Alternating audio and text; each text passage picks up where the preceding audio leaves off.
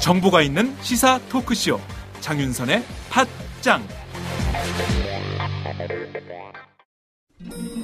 아직도 홍삼만 드십니까?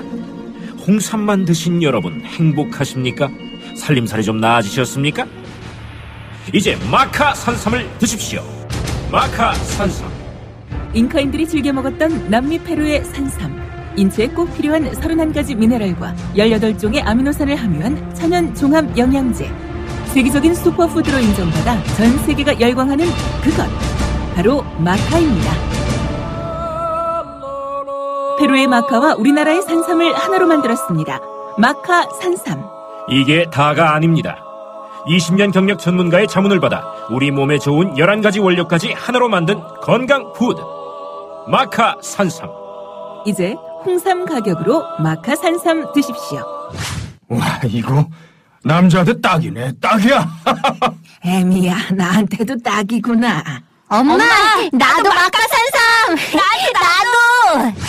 검색창에 마카산삼 또는 영한네이처를 검색하세요. 영한네이처 마카산삼이 답입니다. 마카산삼을 꼭 기억하세요. 우주에서 마카와 산삼을 하나로 만든 회사는 영한네이처가 유일합니다. 유사 검색어 회사에 주의하시고 영한네이처를 꼭 확인하세요.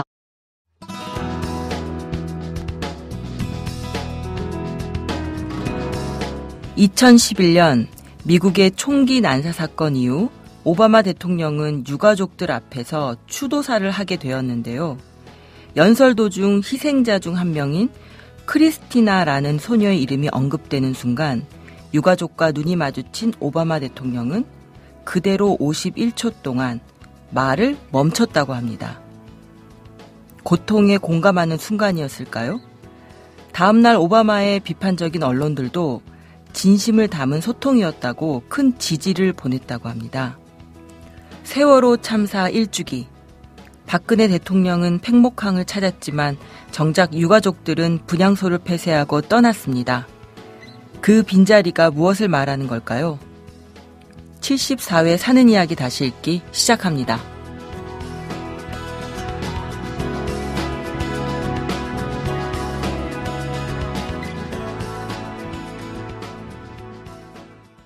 안녕하세요. 사이다의 박형숙입니다. 사이다 최규하입니다. 네, 안녕하셨어요. 최유기아 씨. 네, 뭐요? 최유기아 씨. 아직 제 이름 잘 모르시는 것 같은데. 예, 사실 안녕하게 지내지 잘 못했어요. 제가 지금 약간 코맹맹이 소리가 좀 나는 것 같은데, 네. 예, 감기에 걸려가지고 녹음도 한번 미뤘다가 지금 하고 있습니다. 네, 요즘 독감이 유행이라고 하던데요. 신종플루도 돌고. 또 이게 유행이에요? 네. 유행이라면 좀 다행이네요. 그렇습니까? 정말 대단한 긍정. 예, 이런 거라도 유행을 좀 따라가는 모습. 존경합니다. 근데 제가 감기도 감기지만, 오늘 녹음하는 날이 4월 17일이잖아요. 네. 그래서, 어제가 바로 4월 16일 세월호 1주기, 추모 행사 열린 날인데, 네, 어제, 기운이 아직 좀 가고 있는 것 같아요. 특히 또 어제 또 밤새 또 서울 광화문과 시청에서 또 싸우신 분들도 계시고, 그래서 또 저희가 또 방송팀과 저희 또 편집국에서 또 지면으로 또 TV로 또 중계를 해가지고, 어제 밤까지 그 일을 하다가 집에 갔었거든요. 그래요? 아직까지 그때의 좀 이제 감정 같은 게 아직 남아있는 것 같아요. 그래요. 그래서 오늘은 좀 까불기가 좀 어렵네요. 그리고 오늘 또 소개할 글도 네. 좀, 묵직하고 이게 쉽게 웃고 떠들면서 소개할 내용이 아니어서 차분해지는데요. 오늘 소개할 내용은 어떤가요? 오늘 읽어드릴 글 제목이 이렇습니다. 파양된 여동생 30년 지났지만 악몽에 시달리다. 네, 이거 조금 설명이 좀 필요한데요. 네. 입양 안에서 그리고 밖에서 보기라는 입양을 제목으로. 주제로 한 글. 네네네. 네네. 이게 입양에 대한 칼럼은 아니고요. 사는 이야기입니다. 사는 이야기인데 입양 가족으로서 살아온 자신의 이야기를 이제 연재를 하고 계십니다. 그래서 글 쓰신 분은 김승한 시민기자님이시고요. 저희 지면에는 4월 6일에 나간 글입니다. 그 김승한 기자님 이름을 기억하시는 청취자분들 계실지 네, 모르겠어요. 저도 기억해요. 몇 차례 사이다에도 출연을 하셨던 것 같은데. 네네네. 그죠? 저희 사이다 지금 공식 기록으로 네. 최다 출연하신 시민 기자분이 이제 3회씩 출연하신 분이 그 3회가 지금 최다인가요? 예, 3분 정도가 계시는데 네. 김승한 시민 기자님도 오늘로 3번째 출연이십니다. 오. 예. 사실 오늘 글과는 전혀 분위기가 다르지만 그렇죠. 처음에 출연하실 때가 그 대전의 그 대학가 원룸촌에서 들리던 그 전설적인 그 어떤 커플의 아주 그 네, 기억나요. 아주 그 굉장히 농도짙은 이게 19금 비슷한 네네네. 그런 글이었던 한 것 같은데. 청취자분은 댓글에다가 사이다 최고의 수위라는 진짜요. 네, 표현을 할 정도로 좀 이제 농도 짙은 네네. 좀 그런 얘기를 써주셔서 굉장히 저희가 즐겁게 방송했던 기억이 나고요. 그 다음에 써주신 이야기가 아주 그 말썽꾸러기 예, 아이와 관련해서 통통 튀는 그 아이에 대한 이야기였어요. 막 솔직하게 막 팍팍 질문이 나오는 거에 대해서 쩔쩔매는 아빠의 모습을 그렸던 글이었는데요. 지금도 정말 잊히지 않는 질문. 대머리 아저씨에게 택시기사 아저씨. 아저씨 왜 대머리예요? 그러니까 맞아. 물어봤던. 이분 글이 그러고 보니까 굉장히 소재나 이 톤이 굉장히 다양하시네요. 네, 굉장히 재밌는 글들을 많이 쓰세요. 네. 그런 이제 자기 추억 이야기라든가 아이 키우는 이야기는 연재로 계속 쓰고 계시고요. 그리고 자신의 다이어트 이 투쟁기, 진짜. 네, 이것도 이제 연재로 쓰고 계십니다. 굉장히 글을 많이 쓰시고 재밌는 이야기들을 많이 갖고 계신 분이에요. 글쓰기를 좋아하시는 분 같다. 네, 이런저런 본인의 삶의 이야기를 다 글로 풀어내시는 거 보니까. 그래서 그런데 약간 오늘 글은 다릅니다. 좀 성격이 완전히 다르고요. 그러게요. 자신의 삶의 이야기이긴 하지만 그 앞에 써주셨던 그런 밝고 이제 좀 발랄한 그런 이야기들하고는 좀 다르고요. 입양 가족으로서 자신의 이야기를 풀어놓고 계십니다. 그래서 세 번째 글이 되겠고요. 이 앞에 이야기들은 이제 그 막내 여동생을 입양해서 이제 자기 가족으로 맞이한 그런 이야기였어요. 네. 오늘 이야기 그 뒷이야기들을 한번 읽어보겠습니다.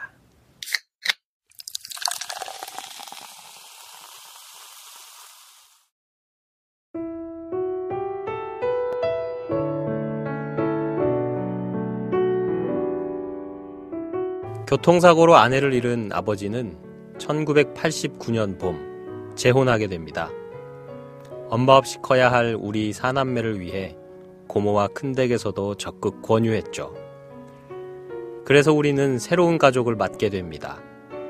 새어머니와 우리 막둥이 또래의 여자아이. 그래서 우리 남매는 이제 3남 2녀가 됐습니다.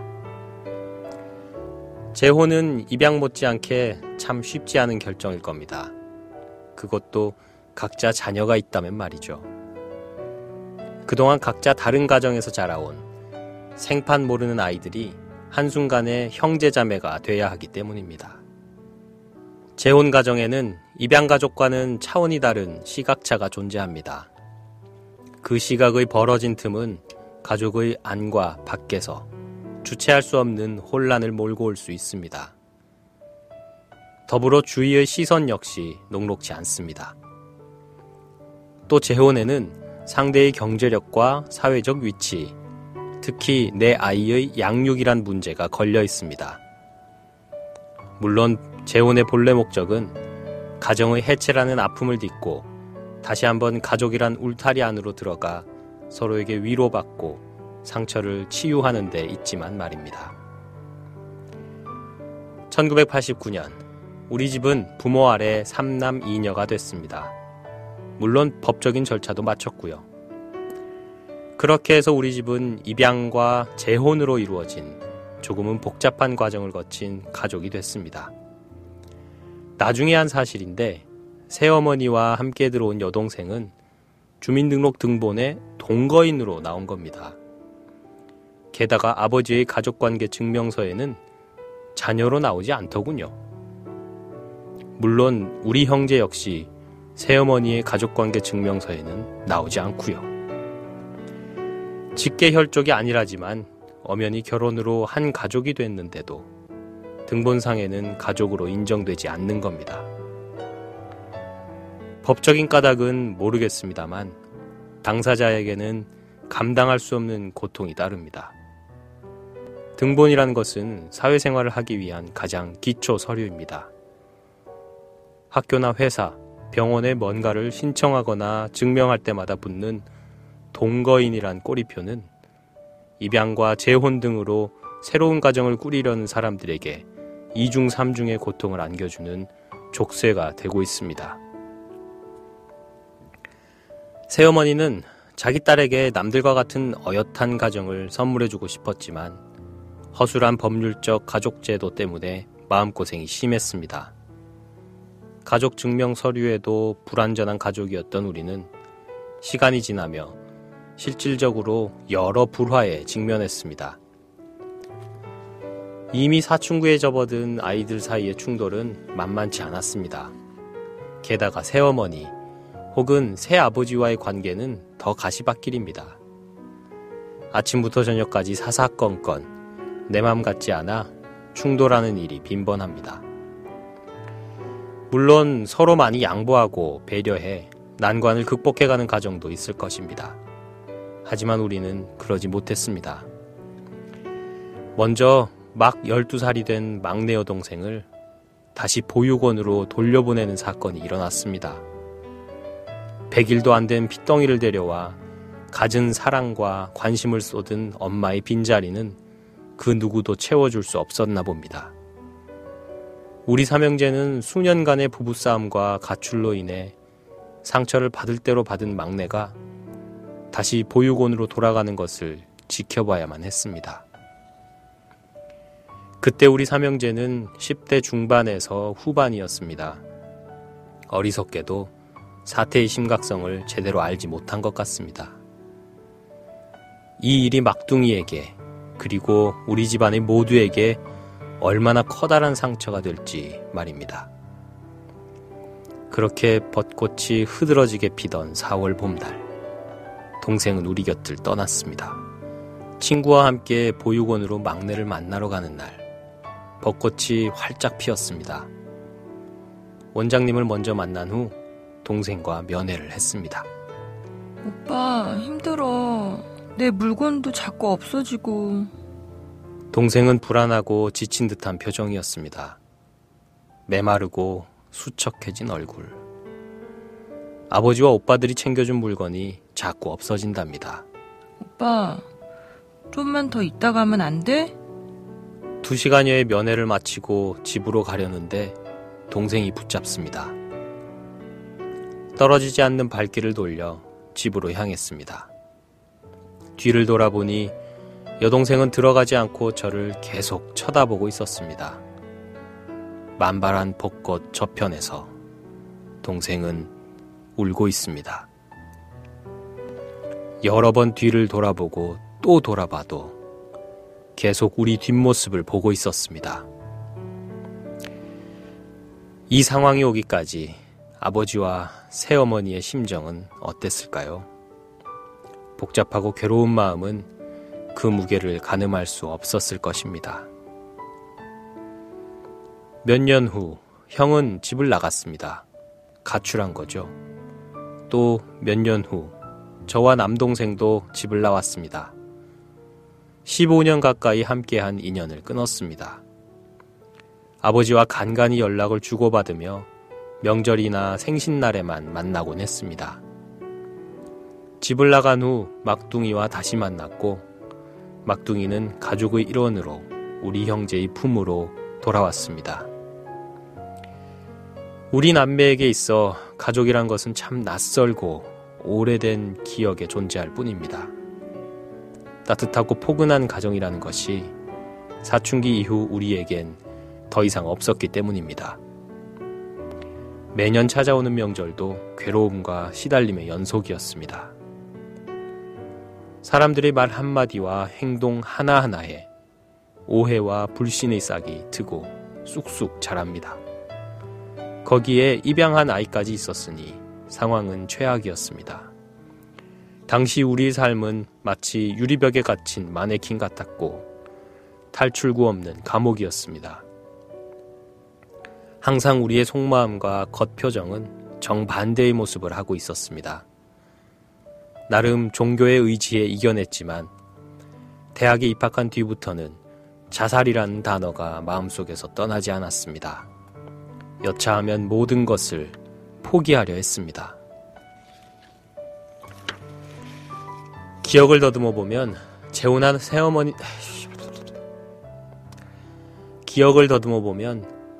새어머니 역시 무척 힘들어했습니다. 결혼한 남편도 새롭게 맞이한 우리 사남매도 무척 속을 썩였거든요.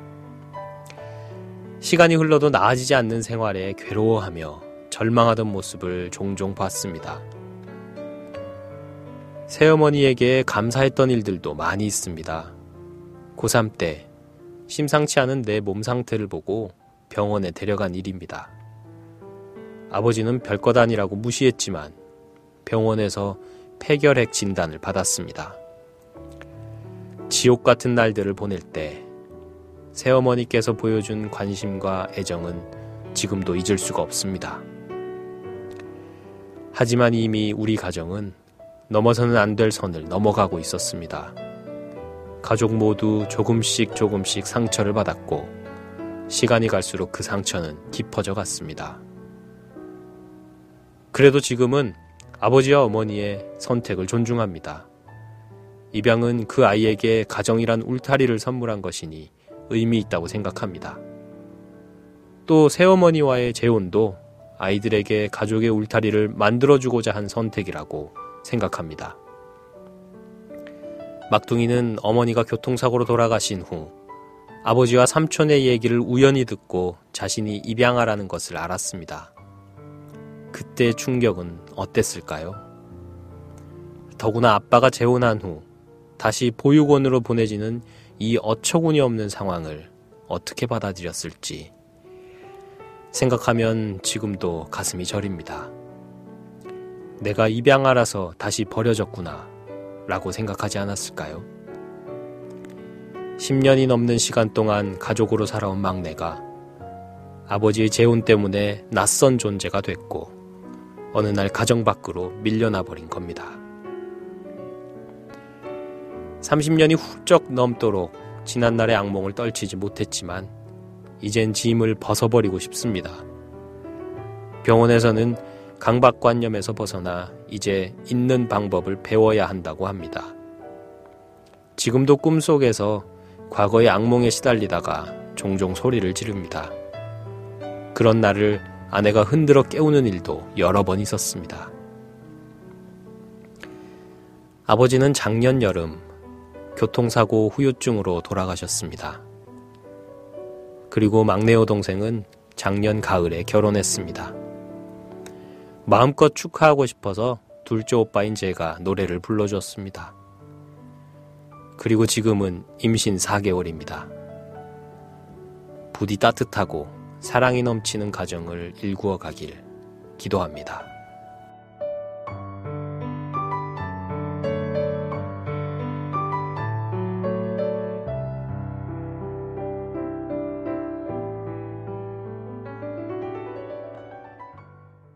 네, 오늘은 원고 읽기가 쉽지 않으셨을 것 같아요. 네, 뭐 늘 쉽지 않지만 오늘은 특히 제가 이제 목 상태도 지금 약간 좀 이렇게 좋지 않고 그리고 글이 참 한 글자 한 글자를 허투루 읽다가는 큰일 나겠다는 생각이 들었어요. 근데 쓰신 분도 그렇게 쓰신 것 같아요. 아, 그럼요. 꾹꾹 눌러 쓰신 것 같은 느낌이 들어요. 이 글자 하나하나를 얼마나 고민했을까. 단어 하나하나를 얼마나 고민하면서 여기에 담았을까. 그 속에 담겨있는 그 아픈 삶의 상처들을 어떻게 다 견디며 이 글을 썼을까 이런 생각이 들어서 사실 읽으면서 제가 평소보다 또 오늘 조금 천천히 이렇게 읽었는데 많이 읽으면서 조심스러웠어요. 네. 그러게요. 제가 오늘 두 문장 인용 처리된 데를 읽었잖아요. 네, 여동생의 근데 목소리를. 참 어려웠어요. 그 두 문장 읽는데 그렇게 어려웠어요? 네, 그 여동생이 그 보육원에 있으면서 오빠가 잠깐 와갖고 2시간 면회하고 갈 때 가지 말라고 이렇게 붙잡는 거잖아요. 그 마음이 어땠겠어요. 그러니까요. 세상에. 그래서 근데 그 우리나라가 이혼율도 엄청 높지만 재혼도 5쌍 중 한 쌍꼴로 재혼 가정이래요. 그렇게 많아요. 저 그렇게 많은 줄 몰랐어요. 네네, 그렇게 많은데 이 분들이 다 이런 상황에서 예외가 아닐 거잖아요. 그러니까 이게 어쨌든 이게 많이 좀 이렇게 좀 정비가 돼야 할 텐데요. 더구나 지금 이 김승한 시민 기자님의 이야기, 이 가족은 또 입양 가족이면서 그렇죠. 또 재혼 가족. 네. 하나가 경우의 수가 하나가 더 들어간 거지. 네. 그러니까 우리나라 삼중고쯤 되는 거지. 뭐 가족학인가요? 여성학인가요? 저 어디서 나온 용어인지는 잘 모르겠는데 정상 가족 이데올로기라는 말이 그렇죠. 있잖아요. 그러니까 네네. 뭔가 뭐 이 가족뿐만 아니라 우리나라 사람들은 뭔가 정상, 표준, 평균 이런 거 되게 좋아하잖아요. 그럼요. 그리고 거기에서 조금이라도 벗어나 있으면은 굉장히 이상한 것, 비정상적인 것을 이렇게 치부하는.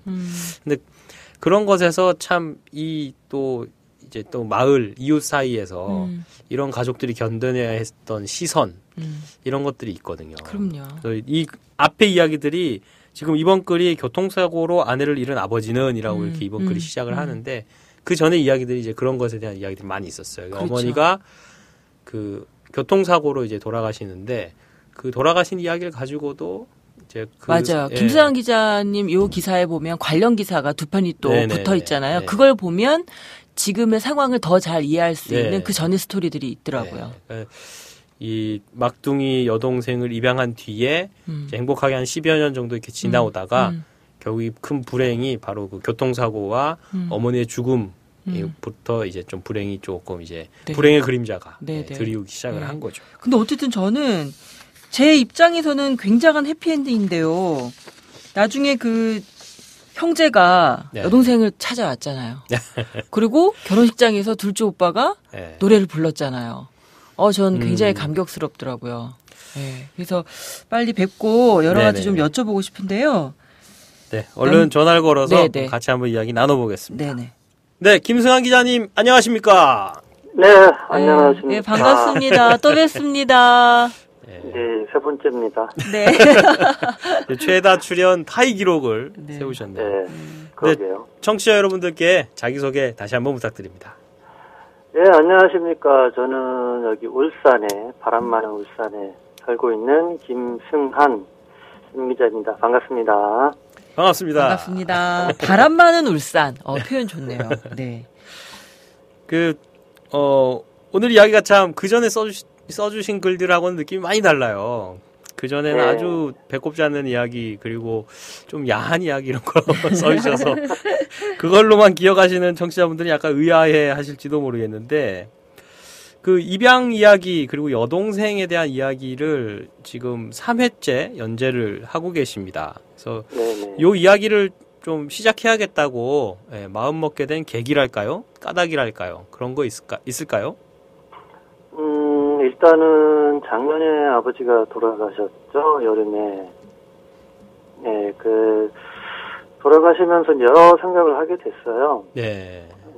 이제, 입양이란 걸 결정하신 분도 어머니, 아버지고, 그리고 재혼도 아버지가 결정을 하셨고, 같이 살다가 어떻게 좀 마음이 안 맞아서 떨어져 산 지가, 제가 한 20대 후반에 떨어져 살았거든요. 제가 40 중반이 다 돼가니까 한 15년 정도 이렇게 떨어져 살다가 급작스럽게 교통사고라는 연락을 받고, 옛날 가족들과 다시 만나면서 또 아웅다웅도 했죠. 한 6개월간. 네, 그러면서 아버지 돌아가시고 장례식 치르고 하면서 한 번 정도 이렇게 좀 정리를 해야겠다라는 필요성이 있더라고요. 우리 가족의 이야기를 한번. 네, 그렇죠. 뭐 다른 분들이 어떻게 생각할지는 모르겠어요. 근데 저 나름대로는 꿈속에서 일주일에 한두 번은 꼭 악몽을 꿔요. 네, 그런 내용들로. 그 옛날에 가족들이 겪었던 그 좋지 않았던 기억들 때문에 악몽을 꾸신다고요? 악몽을 일주일에 한두 번은 꼭 꾸고, 그리고 이제 그 내용 중에 하나는 어릴 적 고향집을 제가 찾아가는데 아마 그 집을 못 들어가요. 이게 같은 내용을 몇 년째 계속 꾸고 있더라고요. 그래서 이제 의사 선생님하고 상담도 해봤고 그런 것들에 대해서 해봤는데 이제 잊어야 한다는 말도 하고 한 번쯤은 탁 터놓고 이렇게 좀 털어내야 하지 않겠냐. 네네. 네, 그런 말씀을 하시더라고요. 우리 이제 형제들은 이제 사남매인데 모이면은 이제 과거에 그런 아팠던 기억 때문에 좀 어두워요. 서로 표정이 어둡고 잘 얘기 안 하고 이게 삼형제 형제 셋이 모이면은 뭐 다른 집도 그렇겠지만은 얘기 안 해요. 2시간 동안 그냥 TV만 보거나 술은 많이 먹을 것 같은데요. 네, 술만 좀 먹죠. 네, 그리고 얘기를 안 해요. 너무 이제 그런 것들에 치이고 질려 있어서 가타부터 얘기하기도 싫고 그냥 얼굴 보고 헤어지고 그냥 그런 정도예요. 이제 그런 정도인데 한편으로는 제가 이제 제 자식들한테도 그렇고 우리 막내 여동생한테도 그렇고 한 번은 글로 좀 나름대로는 객관적으로 물론 보는 사람은 주관적이라고 할 수 있겠지만은 네. 객관적으로 어릴 때부터 학창 시절 거치면서 그리고 어른이 돼서 결혼을 하고 그리고 아버지 돌아가시고 그 이후에 막내 여동생 결혼하고 그때까지 좀 어느 정도 정리를 해둘 필요가 있다 생각이 들더라고요. 그래서 오마이뉴스라는 어떤 좋은 매체를 통해서 또 입양에 관한 이야기도 종종 나오고 있고 네. 그리고 재혼 가정으로 인한 뭐 좋은 얘기, 뭐 안 좋은 얘기. 우리 집은 그게 합쳐진 가정이기 때문에 그렇죠. 예. 그래서 우리 집의 이야기를 좀 이렇게 보여주면은 도움이 될 만한 가정도 있을 것이고 그런 상황을 이해하지 못하는 분들한테도 자기 주변에 그런 사람들이 있다면 좀 이해할 수 있는 폭이 좀 넓어지지 않을까. 그럼요. 네. 네. 그런 생각을 좀 하게 됐어요. 네. 그래서 한편으로 하려고 했는데 하다 보니까 내용이 이게 정리가 안 되더라고요. 아이고. 정리 잘 하시는 것 같던데 한편으로 끝낼 수 있는 이야기는 제가 앞서의 아니죠. 글들도 다 읽었는데요. 대단하시다. 이렇게 자기의 과거나 상처, 직면하기 싫어하는 것들을 이렇게 글로 담아낸다는 건 대단한 용기라는 생각이 들거든요. 네. 참 용기가 필요했어요. 그럼요. 이거 엄청난 용기예요. 그런 용기와 그 결단이 이 글을 굉장히 많이 살려놓고 있다고 저는 우리 막 읽었어요. 이렇게 막 자기 싫어하는 거는 이렇게 안 끄집어 내놓고 싶잖아요. 그냥 외면하거나 덮거나 감추고 싶은데 이 굉장히 직면한다는 거 어려운 일인데 여하튼 대단하시고요. 그 이제 여동생 얘기를 좀 드리고 싶은데요. 결국 이제 어린 입장에서 여동생이 다시 보육원에 보내지는 상황이 굉장히 좀 받아들이기 힘들었을 것 같고 또 부모에 대한 원망도 크셨을 것 같아요. 근데 지금에서는 그런 상황들이 다 이해가 되고 받아들여지시는 건가요? 일단 객관화 시켜보고 싶었어요. 네. 우리 가족이지만은 다른 사람 이야기처럼 내 속에서 끄집어내가지고 그것을 내 앞에 던져놓고 한번 읽어보자. 제가 썼지만은 그러고 싶었어요. 어느 정도 정리는 됐다 생각을 했기 때문에 그랬는데 아직까지는 완전히 회복된 건 아니고요. 그렇죠. 그 오랜 시간이 걸렸던 일인데 앞으로의 또 시간도 상당히 필요하지 않나 싶고요. 그 부모님이 그 여동생을 다시 이제 보육원으로 보내겠다라고 결정하신 거는 그 무엇 때문일 거라고 생각하세요? 일단은 이제 재혼을 하신 거잖아요. 네. 네, 재혼을 하셨는데 각자 살아온 환경이 그쪽은 그쪽 나름대로 어떤 가치관의 공유가 따로 있을 것이고 우리는 우리 나름대로 10년, 20년 살아왔으니까 이렇게 살아왔던 가족 특유의 어떤 문화가 있을 것이고 그리고 서로 사용하는 단어나 분위기, 표정, 행동, 말투가 있을 건데 이런 것들이 고양이와 개가 서로 보면은 이렇게 싸우듯이 그런 부분에서 이해가 안 됐던 것 같아요. 지금 생각을 해보면은 참 그쪽도 이해가 되기는 해요. 우리의 입장이라든지 네. 우리의 사소한 것들이 이해가 안 됐을 거예요, 아마.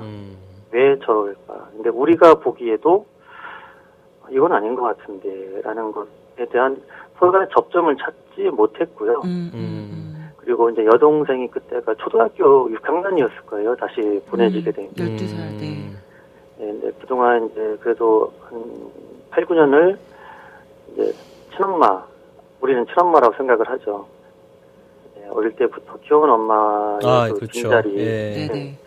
빈자리를 우리는 잘 몰랐던 것 같아요. 제가 너무 어렸고, 우리 형제들도 그 부분을 간과했었고, 아버지도 그냥 잘 살면 되지 않겠느냐라고 간단하게 생각을 했던 것 같은데, 10년 가까이 이제 사랑을 듬뿍 줬던 엄마의 빈자리는 막내 여동생의 그 자리를 채워주기가 네. 힘들었다는 생각이에요. 네네네. 예, 그리고 그 결정은 어른들이 하신 거잖아요. 네. 예, 근데 우리 사이에는 준비도 안 됐고. 그렇죠. 예. 저도 그 얘기를 듣고서, 지원하시던 얘기를 듣고서 연습을 한 게 엄마라는 단어를 이제 낮이나 밤이나 이렇게 많이 해봤어요. 엄마라고 부르기 위해서 새어머니를. 네, 엄마 이렇게 해보고. 그 단어 자체가 어색한데, 그리고 더구나 우리 막내는 입양된 거를 어떻게 삼촌하고 아버지 얘기를 몰래 들으려고 한 건 아니었지만 방 밖에서 이렇게 듣게 되어 준비되지 않은 상황에서 네, 그 충격도 가시지 않은 상황에서 그렇죠.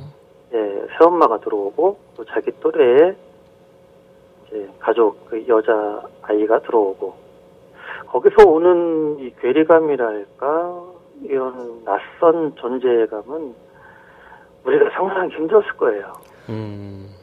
네, 지금도 그렇게 생각을 하고 있어요. 그래서 지금 여동생이랑 얘기를 하면은 우리보다 여동생이 갖고 있는 상처가 굉장히 커요. 그렇죠. 지금도 남아있는 상처들이 그렇게 큰가요? 예. 근데 그런 부분들을 좀 얘기를 나누면서 풀어가고 계시나요? 너무 아픈 상처라서 가끔은 얘기를 해요. 네. 이때 이렇게 힘들었다 그런 말도 하고 그런데 이제 너무 맺혀 있으니까 예. 그렇죠. 예, 이걸 천천히 1, 2, 3, 4로 끌어내지를 못하더라고요. 그렇죠. 네. 하는 마음에 확 내뱉었다가 폭발하듯이 나오죠. 네, 그렇게 나와요 지금도. 네, 맞습니다. 그래서 그 아픈 상처를 참 얼마한 시간이 지나야 우리가 풀어줄 수 있는지 되게 미안하죠.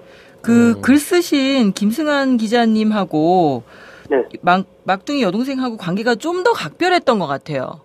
노래까지 부르고 막 그러셨던 거 보니까 결혼식 축가를 부르고. 제가 해줄 수 있는 게 별로 없었거든요. 어릴 때 이제 유치원 다니고 할 때 이제 저랑 나이 차이가 많이 나잖아요. 네. 18살 차이인데 집에 오면은 씻겨주고 또 아주 어렸을 때는 제가 이제 둘째인데요. 삼형제 중에 둘째였는데 좀 제가 좀 조용한 편이었고 어머니나 아버지가 둘째가 여자였으면 좋겠다는 생각을 많이 했었다고 하는데 저도 어릴 때 좀 여성스러웠던 부분이 있었어요. 제가 생각해봐도. 딸 역할을 하셨군요. 네. 보통 둘째 오빠들이 그래요. 첫째 오빠는 안 그래. 네. 머리도 따주고. 세상에. 네. 그리고 머리핀이나 있으면은 이렇게 묶어주고 막 그랬었어요. 어머 세상에. 우리 오빠는 그런 거 안 해줬는데 나. 엄마가 하는 걸 보고서 해주고 그랬었거든요. 그리고 이제 나중에 보육원 보내지고 또 어떻게 연락이 닿아서 연락하게 되었을 때 용돈도 좀 챙겨주고 이제 거기가 충청남도 금산이었고 전 대전이었는데 이제 애가 돈을 벌어야 하니까 대전에 가서 아르바이트를 하고 이제 시간이 늦으면은 제가 차로 나까지 태워다 주고. 네. 이렇게 하고 또 경제적으로 힘들었을 때 제가 좀 도와주고 그런 걸 좀 고마워하더라고요. 추억을 많이 공유하고 계시네요, 여동생하고. 네. 근데 제가 잘해준 게 없어요. 되게 미안해요. 무슨 말씀을? 지금은 자주 만나세요? 지금은 이제 제가 울산에 있기 때문에 통화만. 통화만. 네, 지금 지난주에도 전화해서 우리 조카 잘 자라고 있냐 이렇게 뭐 전화 물어보고 그렇게 하고 대전 올라가면 전화 꼭 하죠 하고 만나고. 지금 여동생분은 대전에 계시고요. 네, 대전에 있고요. 이 이야기를 쓰겠다고 했을 때 그리고 쓰고 나서 그 동생분이 보시고 뭐 어떤 얘기 하시던가요? 아무 얘기 안 했어요. 아무 얘기 안 하셨어요? 예, 그냥 그럴 것 같아요. 제가 이런 얘기를 쓰려고 한다. 그러니까 오해하지 말아라. 우리 한번 정리해야 하지 않느냐. 알았어. 그러고 기사 나오자마자 제가 제일 먼저 이렇게 보내줬어요. 보고 나서 연락은 없더라고요. 그래서 전화를 했죠. 그랬더니 다른 말은 안 하고 그냥 하고 언급을 안 해요. 아직도 이제 지금도 아마 그런 옛날 생각을 하면은 많이 울컥울컥한가 봐요. 울컥하고요. 근데요, 저는 제가 만약에 여동생 입장이라면 오빠의 그런 글이 엄청 도움이 될 것 같아요. 누군가 내가 굉장히 회복하기 힘든 시간에 대해서 기억해주고 함께 해주고 있다는 것 자체만으로도 굉장히 위로가 될 것 같거든요. 그러면 다행이고요. 차마 표현하기는 어렵죠. 아까 말씀하신 대로 막 폭발할 지경으로 팍팍 울컥울컥 나오는 상황이기 때문에 뭐라고 정리된 말은 못 나와도 이렇게 듣고 가만히 계시는 것만으로도 저는 많은 말을 지금 하고 계시지 않나 이런 느낌이 드는데요. 사랑하는 여동생에게 좀 이제 한마디 이 자리에서 그래서 다 하지 못한 말 좀 하실 게 있다면 좀 하실 수 있는 시간 드리고 싶은데요. 제가 여동생이 결혼하기 전에 제 블로그에 잠깐 써놨던 게 있어요. 그것도 그 오마이뉴스에 올린 기사의 어떤 원형이라고 할 수가 있어요. 네. 그걸 써서 동생한테 이렇게 보내줬어요. 결혼 앞두고 네가 이렇게 우리 집에 들어왔고 오빠들이랑 어울렸고 네가 힘들었고 오빠들은 너무 미안했고 근데 네가 결혼을 한다. 잘 살아라. 행복해라. 응원한다. 이런 글을 보낸 적이 있거든요. 그랬더니 문자가 왔더라고요. 고마워 오빠 사랑해 잘 살게 이렇게 왔더라고요. 예, 참 뜨거운 이야기 잘 못하잖아요 한국 사람들이. 임신 지금 3개월이 넘어가요. 네. 이렇게 가족이 또 탄생을 하더라고요. 참 글을 쓰면서도 가족의 탄생이란 게 저희한테는 여러 가지 의미로 다가오는데 그래서 우리의 이제 동생이 들어왔고 또 결혼을 해서 또 아기를 가졌고 참 축복이라는 생각이 들어요. 20년간 힘들었지만은 우리 사랑하는 여동생 막내 참 힘들었고 그리고 어떤 때는 참 오빠들이 못나 보였을 수도 있고 그랬지만 그래도 끝까지 오빠들을 믿고 오빠라고 부르고 따라온 게 너무너무 고맙고 부고 사랑스럽고 사랑한다 지연아. 우리 애기 잘 뱃속에서 키워서 나중에 멋있게 만나자. 우리가 이쁜 거 많이 사주고 맛있는 거 사줄게. 5월달에 만나자고 했으니까 오빠가 맛있는 고기 사줄게. 네, 아이고 멋있습니다, 정말 마음이 진짜. 정말 따뜻하게 올라오는 게 느껴지는데요. 마지막으로 제가 좀 궁금한 게 그 결혼식 축가는 어떤 노래를 불러주셨나요? 제가 지금은 은퇴했지만 한때는 또 결혼식 축가계를 또 넘나들던 때가 있었거든요. 아 그러세요?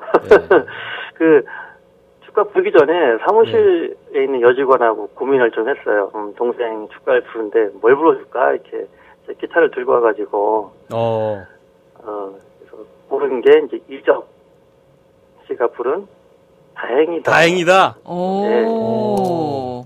아니, 그러면 이거 마지막으로 예. 한 소절만 부탁드립니다. 전혀 사전에 지금 이거 말씀 안 드린 건데. 아, 다행이다. 제목까지 나왔으면은 이거 뭐 딱 한 소절만. 네 마디만. 그대를 만나고 그대의 머릿결 만질 수가 있어서 그대를 만나고 그럼 뭐죠? 좋아요. 잘 들었습니다. 야, 대단합니다. 아니, 네. 말 떨어지게 무섭게 바로 나오네요. 네. 안 시켰으면 혼자 섭섭해 하셨을 것 같은데. 혹시나 시킬까라는 생각도 들더라고요. 아, 예상을 많이 하셨구나. 그런 게 있어서 가사를 좀 생각을 해봤는데 기억이 안 나네요. 아, 정말 뭐 노래도 멋지시고 오늘 이야기도 그리고 동생을 생각하는 마음도 너무 멋지고 네. 저희가 많이 배웠습니다. 멋진 오빠세요. 아, 고맙습니다. 네, 앞으로도 정말 솔직하고 그리고 또 새로운 가족을 위하는 그런 마음이 담긴 이야기들 많이 기대하겠습니다.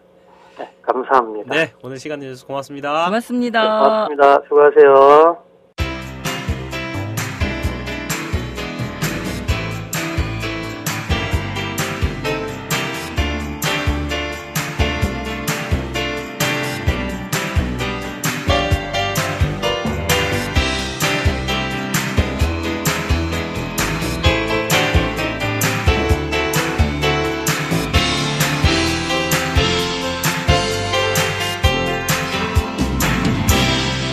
지금 당신의 이야기를 들려드립니다.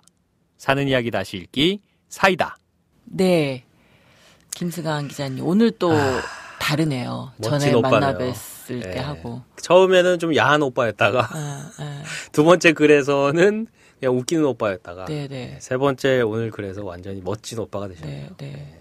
아, 참. 저 그 동생 머리 따주고 이랬다는 얘기 들을 때, 막 찌릿찌릿했어. 네. 저 그 노래를 진짜 할 줄 몰랐거든요. 바로 나오시는데요? 아, 근데 예상 시킬지도 모른다고 생각을 하고 계셨다는 게 정말 이거 저희 방송을 너무 또 훤히 또 꿰뚫고 있다는 느낌도 들고. 맞아요. 아, 이 다행이다 이 노래가 사실 굉장히 어려운 노래예요. 그래서 축가로 사실 많이 불리기는 하는데 제가 12년, 11년 이럴 때 이 노래를 축가로 한번 부르고 남의 결혼식을 한번 완전히 망친 적이 있어요. 잘하셨습니다. 네. 완전히 망쳐먹고, 한 몇 년 동안 그분을 못 봤죠. 평생 못 볼 수도 있습니다. 근데 굉장히 어려운 노래인데 바로 탁 이렇게 나오시네요. 어때요? 최 기자는 오늘 인터뷰 들으시고. 그러니까 가족이라는 말을 정말 많이 하잖아요. 뭐 얘기하면서 뭐 가족 때문에 뭐 또 가족이 이래서 저래서 이런 얘기하고 뭐 가족을 안 사랑한다라고 말하는 사람은 사실 뭐 대놓고 그렇게 말하는 사람은 없잖아요. 사랑해서 문제야, 내가 보기에는. 사랑해서 왼수가 돼요. 이 가족이라는 요 두 글자가 네. 제가 인터뷰를 하면서 여기 원고에다가 제가 가족이라고 두 글자를 딱 써놨어요. 진짜 이 가족이라는 두 글자가 정말 무궁무진한 이야기 보따리구나라는 생각이 들었고, 그럼요. 그리고 가족 안에 참 사람이 살면서 가족이라는 두 글자가 가지는 의미, 이 무게가 얼마나 될까. 그런 생각들을 진짜 지금도 계속 하고 있습니다. 네. 하여튼 저도 이제 전에 이명박 대통령이 당선되던 그해 12월 이제 오마이뉴스를 잠시 그만두면서 아버지 병수발을 이제 암투병을 하고 계셨는데 가시기 전까지 좀 함께하는 시간을 갖고 싶었거든요. 이제 아버지와의 관계에서 저도 이제 풀어야 될 것이 있어서 3개월 딱 제가 병간호를 하는데 엄청 싸웠어요. 그 말기 병간호를 하면서 그러니까 말기 암 환자인 아버지를 옆에서 똥오줌을 받아내면서도 아버지하고 근데 그게 아버지가 저한테 그 풀고 갈 시간을 주셨다는 생각이 들더라고요. 그 마지막 3개월이. 그래서 그 다음에 그 3개월 뒤에 정확히 이제 가셨는데 그 시간을 갖지 못했으면 아마 오랜 시간 무거웠을 거예요. 근데 그때 제가 아버지한테 하고 싶었던 말, 뭐 풀어내고 싶었던 감정 이런 것들 아버지가 받아주셨다는 생각이 들더라고요. 그래서 그 박형숙 기자님에게 그 아버지와 보낸 3개월이 그런 의미의 시간이었다면 제가 볼 때는 이 김승환 기자님 가족에게는 이 연재 글을 쓰고 있는 시간, 이 글들을 쓰고 사람들에게 보여주고 네. 사람들이 그걸 읽고 또 공감하는 시간이 그렇죠. 이 가족에게는 또 그런 시간이 될 것 같아요. 맞아요. 그래서 그 자기 상처를 이렇게 직면하는 게 굉장히 어렵지만 그렇게 하지 네. 않으면 그 과정을 지나갈 수 없다고 하잖아요. 네. 근데 그 중에서도 그것을 글로 정리하는 게 가장 수준 높은 방식의 승화라고 하더라고요. 아, 그럼요. 네. 더군다나 그 글을 혼자만 간직하고 계신 게 아니고 그렇죠. 또 수많은 고민하고 있는 다른 분들에게도 이렇게 보여주신다는 게 그렇죠. 정말 큰 결단이고 인생에 있어서 굉장한 전환점이 될 것 같아요. 제가 볼 때는. 네, 아유 감사합니다. 예, 그 감사한 분들이 저희만이 아니었습니다. 아, 진짜 그렇습니까? 이 댓글로 아, 정말 댓글. 자기 이야기를 남겨주신 분들이 계세요. 네. 네, 한번 읽어볼게요. 좋은 글 감사합니다. 결혼 전엔 재혼 가정에서 동거인으로 수년을 살아본 딸로서 입양해서 아이를 키우고 있는 엄마로서 많은 위로와 도전이 되네요. 동거인 표기 때문에 저도 20대 때 도서관 대출증 만들러 갔다가 사서가 사람들 앞에서 동거인이라서 증거가 불충분하다며 왜 동거인이냐고 꼬치꼬치 묻던 기억이 나네요. 맞아요. 꼭 물어봐요. 이거 뭐냐고 선생님도 물어보고 이 동사무소 직원도 물어보고. 그러니까요. 네. 이게 상처가 되는지도 모르고. 그러니까. 아직도 제겐 아픈 기억입니다. 그러기에 더욱 글로 인해 감사하네요. 이분도 자기가 이제 재혼 가정 그리고 입양 가정으로 산 분이죠. 어렸을 땐 재혼 가정의 이제 자녀였고 지금은 입양한 아이를 키우고 있는 엄마시고요. 그래서 참 이 김성환 기자님이 용기 내서 써주신 글에 이렇게 또 댓글로 울림을 전달해준 분이 계셨습니다. 그렇군요. 또 다른 분들도 좋은 기사 감사합니다. 매일 검색하며 기다려가며 연재를 읽었네요. 라고 댓글 남겨주신 분들도 네네네. 계셨습니다. 네. 저도 뭐 후속 기사가 지금 벌써 기다려지는데요. 여동생 만나시는 사연. 네. 예. 제 욕심 기대됩니다. 같아서는 요 네. 이야기들을 조금 이렇게 조금 길게 네. 그리고 좀 살을 붙여서 좀 이야기를 잘 한번 정리를 하시고 나중에 책으로 하나 만들어도 그렇죠? 참 좋을 것 같아요. 네. 어. 그래서 가족들끼리 공유하는 거야 그거를. 아니 그것도 그러면 안 되죠. 팔아야지.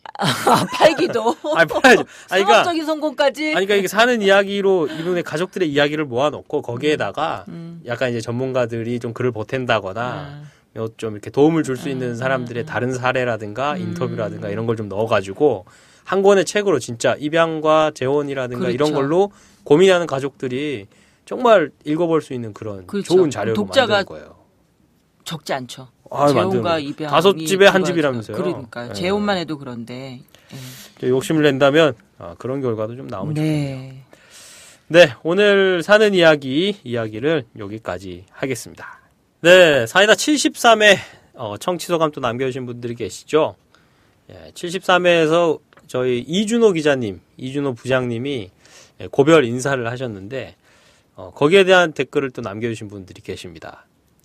저희 애청자 중에 애청자 남지연님께서 이런 약간 좀 동의는 안 되는 이런 댓글을 남겨주셨어요. 이준호 기자님 안 돼요 요요요 부장님의 하이 개그와 꿀 같은 목소리를 들을 수 없다니 앙돼요 앙돼라고 남겨주셨어요. 거의 정반대 수사를 쓰신 것 같으네요. 거의 하이 빈말 개그였잖아. 빈말. 예, 개그도 아주 좀 비어 있었는데요. 꿀 같은 목소리에서는 정말 이 페루에서 먹는 꿀은 우리의 꿀이랑 좀 다른가 이런 느낌이 들 정도로. 남미 꿀은 조금 우리랑 다르게 약간 텁텁한 느낌이 좀 드는 것 같은 느낌이에요. 맞아. 예, 그리고 역시 또 어마어마한 애청자님이시죠. 박민호님. 봄이 왔지만 봄이 온 듯하지 않은 이번 주입니다. 세월호 참사 1주기를 맞게 됐네요. 그날을 모두 같이 기억하셨으면 좋겠습니다. 아쉽습니다. 익숙한 목소리가 이렇게 사라지다니. 이준호 기자님 얘기하는 거죠, 이거. 두 분이서 더 힘내주세요. 네, 알겠습니다. 네, 감사합니다. 저희 두 분이서 더 힘을 내겠습니다. 예, 그리고 저희 푸른 섬 나의 삶 이벤트를 하고 있죠. 네. 그 조남희 시민 기자가 쓰신 서울 여자의 제주 착륙기 오마이북에서 펴낸 네. 푸른 섬 나의 삶을 네. 매주 한 분씩 드리고 있는데요. 네. 저희가 지난주에 말씀드리기로 이제 삼행시로 응모를 네. 해주시라라고 네. 했는데 조금 문턱을 낮췄습니다. 네. 어려워하시는 분들이 많아서 네. 그래서 문턱을 낮춰서 그냥 저희 청취 소감으로 책 주세요라고 네. 남겨주시면 저희가 상당히 문턱을 낮춘 게 아니라 문턱을 없앤 것 같은데요. 이제 3행까지 쓸 필요 없어요. 그냥 4글자만 책 주세요. 아니면 뭐 조금 바쁘신 분은 그냥 책 줘. 연세가 있으신 분들은 반말 하셔도 됩니다. 네. 책 줘. 네, 두 글자만 남겨주시면 예, 그분들 중에 저희가 한 분을 책을 드리겠습니다. 네, 정말 좋네요. 사이다 정말 좋은 방송이네요. 뭐 다 비우고 문을 활짝 열어놨습니다. 그러니까 제주도가 좋다. 제주도에서 살 계획이 있다. 이런 분들에게 입문서가 될 수 있는 책이죠. 네. 자, 어디로 보내주시냐면요. 사는 이야기 페이스북 페이지나 카카오톡으로 보내주시면 됩니다. 페이스북에서 사는 이야기 검색하시면 저희 페이지에 들어오실 수 있고요. 카카오톡 아이디는 오마이사이다. OHMYSAIDA입니다. 네, 여러분들의 많은 관심과 참여 부탁드리겠습니다. 자신과 소통한 만큼 남과 소통할 수 있다고 합니다. 잘잘못을 판단하기 전에 어찌되었든 그 상황에서 내 감정은 얼마나 싫었고 내 감각은 또 얼마나 치떨었는지 나는 어디까지 허용할 수 있는지를 먼저 살피는 소울 서칭이 있은 연후에야 상대와의 소통이 시작될 수 있다고 전문가들은 말합니다. 죄책감으로 자신을 너무 벌주지 말았으면 합니다. 그만큼 남에게도 가혹해지니까요. 이 방송은 자발적 구독료를 내는 시민들의 뉴스 공동체 10만인 클럽의 소중한 후원으로 만들었습니다. 고맙습니다. 후원을 하실 분은 02-733-5505 내선 274번으로 전화하시면 됩니다.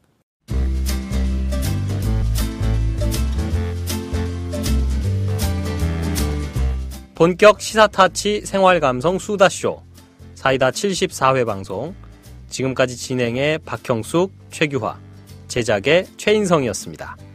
다음 시간까지 안녕히 계세요.